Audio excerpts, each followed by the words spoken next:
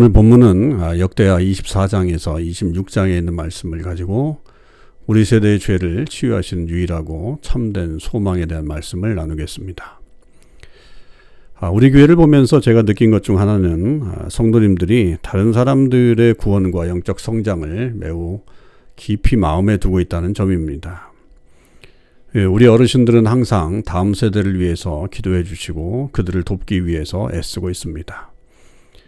그리고 리프트 청년부 공동체에 많은 분들이 친구든 형제자매든 심지어 부모님이든 여러 사람들을 위해서 무거운 짐을 지고 기도하며 섬기고 있습니다. 그런데 만약 하나님께서 우리가 그렇게 큰 마음의 짐을 지고 있는 그 사람이 결국에는 신실하지 않게 될 것이라고 말씀하신다면 우리는 어떤 기분이 들까요? 그 사람이 잠시 동안은 신실해 보이는 때가 있을지 모르지만 그것은 일시적일 뿐이고 또 곧 사라지고 맙니다. 하나님께서는 분명히 그 사람이 회개할 수 있는 수많은 기회를 주실 것입니다. 그러나 그들은 매번 하나님을 거부하죠. 이제 그 사람이 우리의 자녀라고 한번 상상해 보시죠. 딸이 하나님을 향해 얼마나 열정적이었던 때를 기억합니다. 또는 아들이 주님을 구하는 일에 얼마나 기뻐하며 달려갔던 때도 기억합니다. 그들의 마음은 하나님 앞에서도 그렇게도 부드러웠지만 지금은 스스로 마음을 굳게 닫아버렸습니다. 주님을 찾는 대신 헛된 우상들을 따라갑니다. 결국 그들은 완고하고 악한 길에 머무르게 됩니다. 그것이 우리에게 얼마나 낙담스러운 일이겠습니까? 여러 면에서 이것이 오늘 본문의 핵심이라고 말씀드릴 수 있습니다. 오늘 본문은 몇 주 전에 설교했던 제사장 여호야다의 이야기에서부터 시작이 됩니다. 여호야다는 제사장이었고 그의 아내 여호사밧과 함께 악한 왕비 아달랴로부터 어린 왕 요아스를 구했습니다. 그러나 우리는 요아스의 통치가 처음에는 잘 시작되었지만 결국 비극적으로 끝났다는 사실을 배우게 됩니다. 그것뿐만 아니라 그의 아들과 손자 역시 하나님께 신실하지 않은 것으로 나타납니다. 이스라엘 백성들은 이러한 이야기를 들을 때 낙심과 절망을 느껴야만 했습니다. 그래서 성경은 이스라엘에 대한 이러한 여러 세부 사항들을 기록함으로써 우리가 얼마나 소망 없고 죄 많은 존재인지를 보여줍니다. 바울이 고린도전서 10장에서 말하듯이 이스라엘은 우리를 비추는 영적인 거울과 같습니다. 그들의 모습 속에서 우리는 우리의 죄가 얼마나 비참하고 견딜 수 없는 것인지 보게 됩니다. 요아스 왕을 생각할 때 우리는 그의 아들 아마샤와 손자 우시야, 아사랴라고도 하죠. 함께 떠올려야 합니다. 그 이유는 성경이 이 세상을 묶어서 하나님과의 관계 그리고 예수 그리스도의 영광에 대해서 중요한 원리와 성경적 패턴을 가르치기 위해서입니다. 그 패턴은 이런 것입니다. 하나님께서는 우리가 번성하도록 그 자리에 세워주십니다. 그러나 하나님의 복을 누리다 보면 우리는 교만해집니다. 그 결과로 하나님을 잊어버리죠. 그렇다고 해서 하나님께서 우리를 포기하시는 것은 아닙니다. 오히려 제사장들과 선지자들을 보내셔서 우리가 회개로 하나님께 돌아오도록 부르십니다. 그러나 우리는 그 진리의 음성을 거부하고 여전히 반역의 길을 고집합니다. 우리는 이 패턴을 매우 잘 알고 있습니다. 앞에서 언급했듯이 이 패턴은 우리의 사랑하는 사람들의 삶에서 자주 보입니다. 그러나 솔직히 말하자면 우리 자신의 삶에서도 이 모습을 발견해야 합니다. 우리는 하나님께서 우리의 삶에 베푸시는 공급과 복을 분명히 보게 됩니다. 하지만 하나님을 더욱 신뢰하며 반응하기보다는 오히려 교만해지고 주님을 잊어버리곤 합니다. 그럼에도 하나님은 우리를 포기하시기에는 너무나도 신실하신 분이십니다. 그의 사랑과 긍휼로 인해 하나님은 끊임없이 우리와의 관계가 회복될 수 있는 기회를 보내주십니다. 우리가 계속해서 하나님의 은혜를 당연하게 여기는 모습을 보면 정말 답답하지 않습니까? 그렇다면 우리에게는 어떤 소망이 있을까요? 바로 이러한 긴장감을 요아스, 아마샤, 우시야 이야기가 우리 마음속에 일으키도록 의도된 것입니다. 우리는 우리의 완고함에 대해 역겨움을 느껴야 하지만 더 중요한 것은 우리의 불성실함보다 하나님의 사랑이 훨씬 더 크고 강하다는 사실에서 위로를 얻어야 한다는 점입니다. 물론 이 모든 것은 예수 그리스도, 특히 그의 죽음과 부활 때문에 가능해진 것입니다. 이제 성경이 요아스, 아마샤 그리고 우시아에 관하여 제공하는 세부 내용을 살펴보도록 하겠습니다. 몇 주 전 설교에서 우리는 요아스의 이야기가 얼마나 감동적인지 배웠습니다. 그는 자신의 어머니 아달랴에게 쫓기고 있었던 귀엽고 순수한 아기였습니다. 그러나 감사하게도 하나님께서는 여호사밧과 그의 남편인 제사장 여호야다를 일으켜 요아스를 구하게 하셨습니다. 그들은 요아스가 왕이 될 만큼 자랄 때까지 그를 보호해 주었습니다.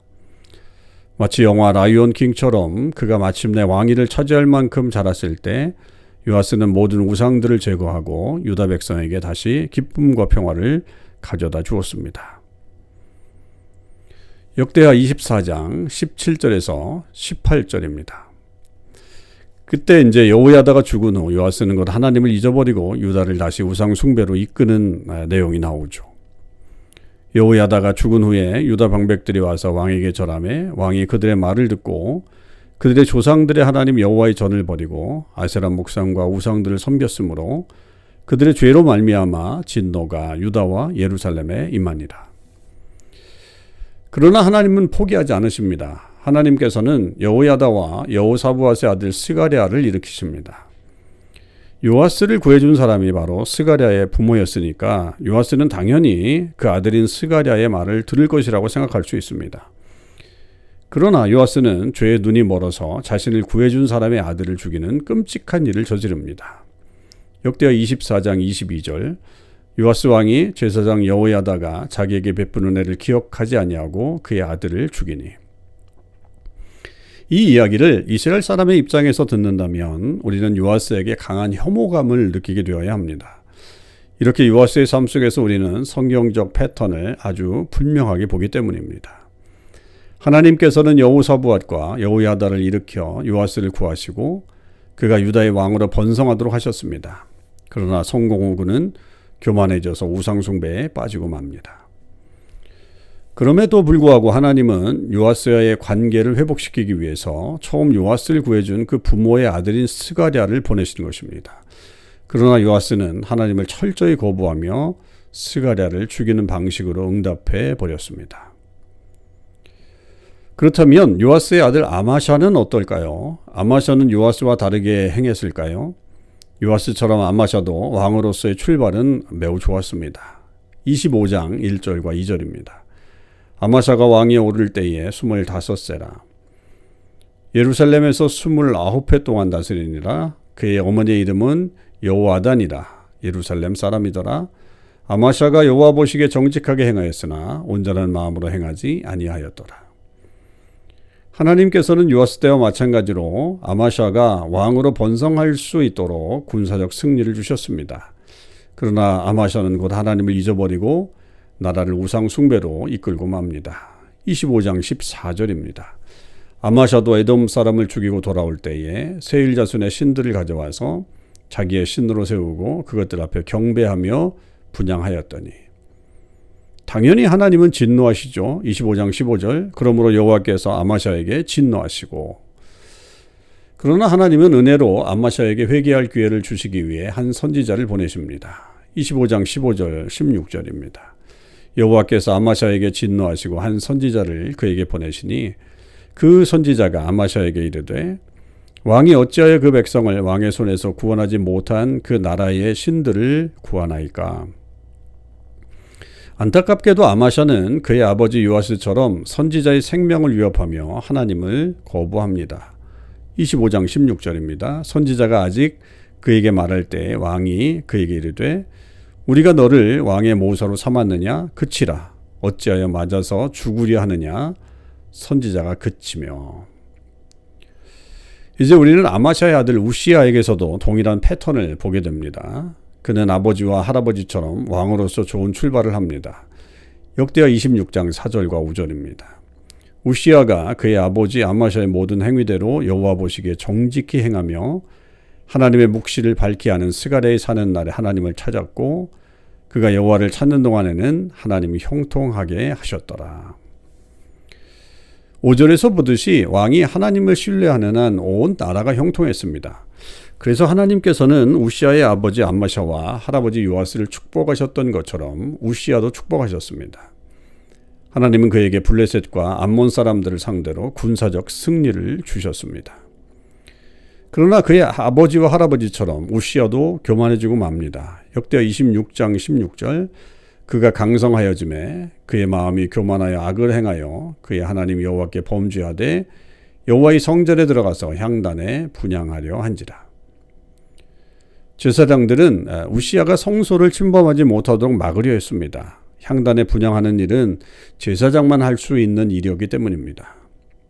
그러나 우시아는 너무 교만해서 본문에서 말하듯이 그의 하나님 여호와께 범죄하여 제사장들의 말을 무시해버립니다. 결국 하나님께서 우시아에게 나병을 내리셨고 그의 삶은 그 병 가운데에서 마무리되었습니다. 역대하 26장 21절, 우시아 왕이 죽는 날까지 나병 환자가 되었고 나병 환자가 되므로 여호와의 전에서 끊어졌고 별궁에 거하여. 우시아의 죽음은 요아스로 시작되어 아사랴로 이어지고 결국 우시아로 끝나는 한 왕조의 종말을 의미합니다. 이 세 왕 모두 하나님께서 신실하게 도우셨기 때문에 왕으로서 좋은 출발을 할 수 있었습니다. 그러나 그들은 모두 교만해졌고 하나님께서 경고하셨음에도 불구하고 끝까지 교만함을 버리지 않았으며 결국 하나님을 거부하는 길을 선택하고 말았습니다. 그렇다면 이러한 성경적 원리와 패턴이 우리 삶에는 어떻게 적용될 수 있을까요? 감사할 줄 모르는 이 왕들의 삶을 요약해 보면서 아마 우리 모두는 자연스럽게 우리 주변의 여러 사람들을 떠올렸을지도 모르겠습니다. 부모님들, 무엇보다도 여러분들의 자녀들이 평생토록 여호와께 신실한 삶을 살기를 바라는 마음은 너무나 잘 알고 있습니다. 그리고 그 소망은 자녀뿐만 아니라 그 자녀의 자녀, 그리고 그 다음 세대까지 이어지기를 바랍니다. 하지만 우리의 간절한 바람과는 달리 때때로 마음속에 의심이 찾아올 때가 있습니다. 하나님께서 우리 자녀들에게 너무도 풍성하게 복을 베풀어 주셨음에도 그것을 분명히 보지만 그럼에도 불구하고 자녀들은 너무 쉽게 하나님을 잊어버리는 모습을 보게 되기 때문입니다. 또 어떤 분들에게는 그 대상이 배우자, 또 형제 자매, 부모님 혹은 어릴 때부터 함께 교회 다녔던 친구들일 수도 있습니다. 우리는 그들 모두가 좋은 시작을 했던 모습을 보았습니다. 혹은 인생의 어떤 시기에는 정말 영적 돌파구가 열린 것처럼 보이기도 했습니다. 그러나 그런 변화는 오래 지속되지 않았습니다. 그리고 그들이 넘어질 때마다 이전보다 더 길을 잃은 것처럼 보입니다. 우리가 조심스럽게 권면해도 그들은 귀담아 듣지 않습니다. 그래서 우리의 마음이 아프죠. 그 아픈 이유는 우리가 거절당하기 때문이 아니라 그들이 하나님을 거절하고 있다는 사실을 알고 있기 때문입니다. 이런 생각들이 여러분 마음속에 떠오르면 저는 오히려 기쁩니다. 그것은 하나님의 말씀이 여러분에게 말씀하기 시작했다는 증거이기 때문입니다. 그러나 성령께서는 여기서 멈추지 않으십니다. 반드시 여러분이 기억해야 될 두 가지 중요한 진리가 여기에 나옵니다. 첫째, 여러분 자신이 하나님께 불성실했다는 것입니다. 그리고 둘째, 그러나 그리스도께서는 완전하게 신실하셨다는 사실입니다. 요아스, 아마샤, 우시아의 반역적이고 교만하며 악한 모습을 생각할 때 사실 우리는 우리 자신을 떠올려야 합니다. 기억하십시오. 이스라엘은 우리를 비추는 영적 거울이라고 했습니다. 성경에 이스라엘에 대한 세세한 기록이 이렇게 많은 이유는 우리를 즐겁게 하거나 우리의 의로움을 느끼게 하려는 의도가 아닙니다. 오히려 이스라엘은 우리 영적 상태의 반영이기 때문입니다. 요아스, 아마샤, 우시아 그리고 수많은 다른 사람들처럼 우리는 하나님께서 우리에게 복을 주셨음에도 주님을 쉽게 잊어버립니다. 하나님은 계속해서 우리에게 공급하시는데 우리는 계속해서 그분을 잊습니다. 복을 받자마자 복을 주신 분을 거절하고 공급을 받자마자 공급하신 분을 무시합니다. 그럼에도 하나님은 선지자들 끊임없이 보내시며 우리를 다시 당신께로 돌이키려 하십니다. 하지만 우리는 또 다른 우상을 좇으며 하나님의 사랑을 외면한 채 하나님으로부터 등을 돌려버립니다. 제가 대학생이었을 때를 기억해 봅니다. 정말 끔찍한 학생이었습니다. 여러분 중 몇 분은 놀라실 수도 있고 또 몇 분은 제가 이런 고백을 하면 안 된다고 생각하실지도 모르겠습니다. 그러나 학자로서, 교수로서, 그리고 저자로서 제가 가진 모든 능력과 성취의 출처가 무엇인지 저는 너무나 잘 알고 있습니다. 그 모든 것은 오직 예수 그리스도로부터 온 것입니다. 그분이 저를 위해 죽으시고 부활하셨기 때문입니다. 제 인생 전체를 돌아보면 대학에 들어가기 전까지 저는 학교를 진지하게 다닌 적이 거의 없었습니다. 수업을 빼먹고 과제를 회피하고 선생님께 대들거나 친구들에게도 무례하게 굴었습니다. 제가 왜 그렇게 불신실하게 행동했을 줄 아십니까? 처음에는 그게 멋있어 보였기 때문입니다. 제 행동 때문에 사람들이 저를 친구로 삼고 싶어 했습니다. 그런데 시간이 지나면서 제가 그런 행동을 하는 이유가 내면의 불안감 때문이라는 것을 깨닫게 되었습니다. 그러나 그러면서도 하나님께서 그런 형편없는 저에게 얼마나 신실하게 대해 오셨는지를 보게 되었습니다. 그러나 제가 아무리 하나님의 길대로 살려고 노력해도 제 나쁜 평판을 떨칠 수가 없었습니다. 회개하고 죄책감을 느끼는 순간들은 있었지만 그리 오래가지는 않았습니다. 지금도 선명하게 기억하는 하나의 사건이 있습니다. 교장 선생님이 제 문제 행동 때문에 어머니를 학교로 불렀습니다. 어머니는 그 회의가 무슨 내용인지 전혀 모르신 채로 오셨죠. 집에서 저는 마치 천사 같았기 때문에 어머니는 학교에서 제가 칭찬을 받거나 영재 프로그램을 추천한다거나 한 학년을 월반시키는 이야기를 할 것이라고 생각하셨던 모양입니다. 혹시 이 만남이 하나님께서 어머니의 기도를 들으시고 응답하신 증거가 되지 않을까 기대하셨을지도 모릅니다. 하지만 시간이 지날수록 어머니는 제가 어떤 괴물이었는지를 느끼기 시작하셨습니다. 어머니의 고개는 점점 아래로 향했습니다. 처음에는 놀라움으로, 그 다음엔 수치심으로, 결국에는 모두가 보는 앞에서 오열하시고 말았습니다. 저는 너무 끔찍했습니다. 그러나 아무리 바르게 살아보려고 해도 제 파괴적인 습관을 결코 스스로 이겨낼 수 없었습니다. 그 시절은 저에게 성경이 이스라엘에 가르치는 바가 무엇인지 분명하게 깨닫게 해주었습니다. 우리에게는 단 한 조각의 희망도 없습니다. 우리의 유일한 소망은 오직 하나님으로부터만 옵니다. 우리 모두는 자신의 실패와 한계를 충분히 공감할 수 있어야 합니다. 우리 가운데 의로우신 하나님의 완전한 기준을 충족할 수 있는 사람은 단 한 명도 없습니다. 요아스, 아마샤, 우시아에 관한 이 본문들은 우리의 자녀나 부모, 형제자매, 또 친구들이 소망 없다는 이야기가 아닙니다. 이 본문들은 바로 우리 자신이 소망 없는 존재임을 말해주는 것입니다. 그래서 이스라엘과 유다의 모든 왕들이 실패한 것입니다. 심지어 다윗조차도 말입니다. 40여 명의 왕들 모두가 하나님께서 지니신 위엄을 무시했고 그분의 온유하심을 멸시했습니다. 그래서 3장이 명확하게 말하듯이 모든 사람이 죄를 범하였음에 하나님의 영광에 이르지 못하게 된 것입니다. 이제 이것이 두 번째로 중요한 진리로 이어지죠. 우리 모두가 비참하고 절망적으로 하나님께 불성실한 존재이지만 반면에 그리스도는 완전하고도 승리하신 신실함으로 하나님께 순종하셨습니다. 우리는 종종 그리스도를 하나님이시라는 사실만 생각하지만 성경이 그분이 완전한 인간이셨다는 점을 특별히 강조해 줍니다. 그리스도께서는 자기 자신을 위해 의로운 삶을 완전하게 사셔야 할 이유가 없었습니다. 왜냐하면 그분은 영원부터 영광을 받으시는 분이시기 때문입니다. 그분이 무엇을 증명해야 합니까? 그분은 자신의 완전한 삶으로 얻을 것이 아무것도 없습니다. 오히려 우리를 위해 예수님은 하나님의 기준을 완전하게 이루신 것입니다. 이 점에서 예수님은 참된 왕이시며 자신의 백성이 진정으로 번성하도록 이끄시는 분이십니다. 요아스는 자신을 구해준 사람의 아들을 죽였지만 하나님의 아들이신 예수님은 그분의 원수였던 우리를 구하시기 위해 오히려 죽임을 당하셨습니다. 아마샤 왕은 하나님의 군사적 축복 때문에 교만해졌지만 그리스도는 자신의 권세와 능력을 사용하여 우리의 교만에도 불구하고 섬기시고 우리의 발을 씻겨주셨습니다. 우시아 왕은 허락하지 않은 분향으로 하나님의 성전을 더럽히려 했지만 참된 성전이신 그리스도는 우리가 하나님의 성전이 될 수 있도록 자신을 완전한 제물로 내어드리심으로 모욕과 짓밟힘을 당하셨습니다.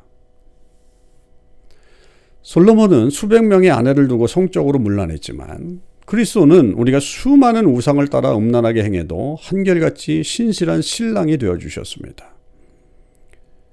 다윗은 자신의 욕망을 절제하지 못해 밧세바를 취하고 그 남편 우리아까지 죽였지만 그리스도는 자신의 정당한 영광을 버리시고 우리같이 사랑받을 자격이 없는 자들을 구하시기 위해서 가장 끔찍하고 폭력적인 죽임을 견디셨습니다. 이런 목록은 성경 내내 이어질 수 있습니다. 우리가 그리스도께서 누구이시고 그분이 우리를 위해 무엇을 하셨는지 붙들 때에만 우리는 우리의 모든 죄된 습관과 파괴적인 사고방식, 우상적인 욕망을 이겨낼 수 있습니다. 그리스도는 우리뿐 아니라 우리의 자녀들, 그들의 자녀들, 우리 부모님, 형제, 자매, 어릴 때부터 함께 교회 다니던 사람들, 그리고 우리 모든 친구들의 유일한 소망이십니다. 이것이 우리가 참소망, 트루홉이라고 불리는 이유가 아니겠습니까? 이 소망은 잠시 있다 사라지는 덧없는 소망이 아닙니다. 우리의 죄를 억지로 감추는 겉핥기식 소망도 아닙니다. 그리스도는 우리의 참되고 유일한 소망이십니다. 좀 더 정확하게 말하자면 이 소망은 결국 여러분들이 짐작하시겠지만 바로 그리스도의 죽으심과 부활입니다. 그분의 죽으심은 우리의 수치스러운 과거의 모든 죄, 그리고 지금 우리가 깨닫지 못한 채 짓고 있는 현재의 죄, 또한 앞으로 어떤 모습으로 드러날지 알 수 없는 미래의 죄까지도 더 이상 우리 위에 최종적인 권세를 갖지 못한다는 뜻입니다. 우린 이 진리를 알고 있습니다. 그러나 저는 우리 모두에게 간절히 권면합니다. 그리스도의 죽으심이 우리의 기도와 우리의 찬양 속에 더 생생하게 살아나야 합니다. 그러나 그의 부활은 우리는 그의 부활에 대해서 너무나도 적게 알고 있을 뿐입니다. 만약 수학자가 2 더하기 2는 4라고 하는 사실을 모른다면 말이 안 되는 일이잖아요. 그런데 우리는 일상에서 부활을 거의 생각하지도 않으면서 부끄러워하지도 않습니다. 우리가 죽은 후에도 우리 자녀들이 주님께 신실할 것이라는 소망은 어디에서 오는 것입니까?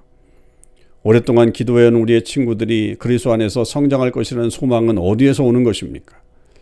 그리고 바로 다음 순간에도 우리가 하나님에게서 떨어지지 않을 것이라는 보증은 어디에서 오는 것입니까? 우리 자신에게 맡겨둔다면 우리는 이 찰나의 순간에도 하나님께 신실하게 남을 수 있음을 보장할 수 없습니다.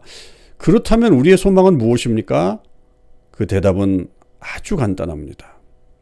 그리스도는 우리의 죄를 용서하시기 위해 죽으셨을 뿐만 아니라 우리에게 자신의 의를 주시기 위해 부활하셨다는 것입니다.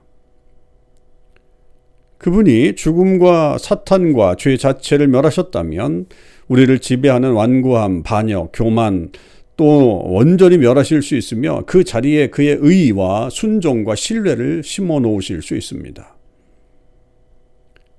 이스라엘이 우리의 영적 거울, 즉 우리 죄를 비추는 반영이라고 한다면 그리스도의 부활은 그 거울을 산산히 깨뜨리고 우리가 바라보아야 할 새로운 모습, 곧 그리스도 자신을 우리에게 주신 것입니다. 우리는 단지 용서받았다고 선언될 뿐 아니라 그리스도와 같이 의롭다고 선언되었습니다. 하나님 아버지께서 그렇게 말씀하십니다. 그리고 그분이 말씀하시면 그 무엇도 그 말씀을 뒤집을 수 없습니다. 그것이 바로 성경의 첫 구절들이 왜 하나님이 이르시되 빛이 있으라 하시니 빛이 있었고 라고 시작하는지를 보여줍니다. 자, 하나님이 빛이 있으라고 말씀하시면 그 순간 빛이 존재합니다. 마찬가지로 그리스도의 부활 때문에 아버지께서 우리의 비참한 마음을 향해서 의가 있으라고 말씀하시면 그 순간 우리는 그렇게 되는 것입니다. 그리고 그 어떤 것도 그 누구도 이 일을 되돌릴 수 없습니다. 그뿐만 아닙니다. 부활로 인해 그리스도께서는 우리에게 그의 성령을 영원히 거하게 하셨습니다. 성령께서는 지치지 않으시며 또한 결코 실패하지 않으시는 방식으로 역사하십니다. 그래서 우리는 날마다 요아스, 아마시아, 우시아와 같은 모습에서 점점 멀어지고 날마다 그리스도의 의와 순종과 신뢰를 닮아가는 존재로 변화되고 있습니다. 조금 전에 저는 우리가 그리스도의 죽으심을 더 많이 기도하고 찬양해야 한다고 말했습니다. 그러나 조금 정정하겠습니다. 그리스도의 죽으심이 우리의 찬양과 기도 가운데 더 많이 드러나야 하는 말은 맞습니다. 하지만 그리스도의 부활은 거의 언급되지도 않습니다. 형제자매 여러분, 우리의 기도와 찬양이 하나님께 기쁘게 받아들여지고 하나님 앞에서 의롭다 여김을 받을 수 있는 이유는 바로 그리스도의 부활 때문입니다. 그러면 우리의 찬양과 기도 속에 반드시 그리스도의 부활도 선명하게 드러나야 합니다. 이제 우리가 그리스도의 죽으심과 부활을 위해 하나님께 감사하는 것으로 시작하도록 하겠습니다.